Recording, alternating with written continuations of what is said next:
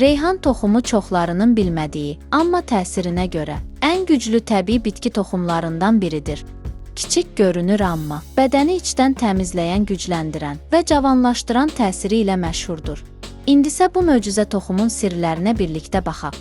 Dəyərli izləyicilər, videoların analitikasına baxanda çox az adamın abunə olduğunu görürəm. Bizə dəstək olmaq üçün videoya abunə olub bildirimləri açmağı unutmayın.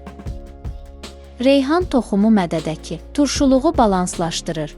Qaz, köp və ağırlaşma hissini çox qısa müddətdə aradan qaldırır. Sanki mədəni içdən yuyan təbii süzgəc kimidir. Bu toxum su ilə qarışanda jel halına düşür və bağırsaqları təmizləyən təbii süpürgə kimi çalışır.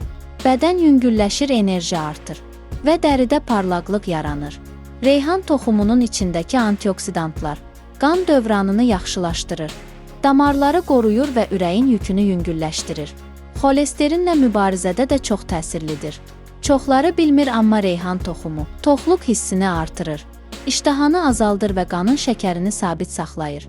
Arıqlamaq istəyənlər üçün ideal bir təbii yardımçıdır. Tərkibindəki maqnezium və aromatik yağlar sinir sistemini rahatladır. Beynə sakitlik verir və gərginliyi azaldır. Reyhan toxumu bədənə mineral dolğunluğu verir. Nəticədə dəri daha təravətli olur. Saçların tökülməsi zəifləyir. Reyhan toxumu kiçik olsa da təsiri inanılmaz dərəcədə böyükdür. Həzm, qan, stres, ürək və arıqlama hər biri üçün güclü təbii dəstəkdir. Bu möcüzəni gündəlik rasiona bir dəfə əlavə etməklə fərqi hiss etmək mümkündür. Reyhan toxumunun istifadə qaydası: su ilə qarışdırıb içmək ən təsirli üsullardan biridir. Bir çay qaşığı reyhan toxumunu bir stəkan ilıq suya əlavə edərək 10-15 dəqiqə gözlədilir. Toxumlar şişib jel halına düşəndən sonra qarışdırıb içilir. Bəs nə vaxt içilməlidir?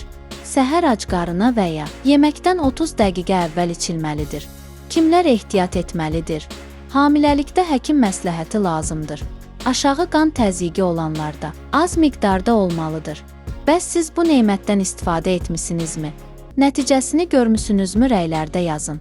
Faydalı məlumatlar üçün mənim kanalıma abunə olub bəyənməyi unutmayın. Bu videoda bu qədər. İzlədiyiniz üçün təşəkkürlər.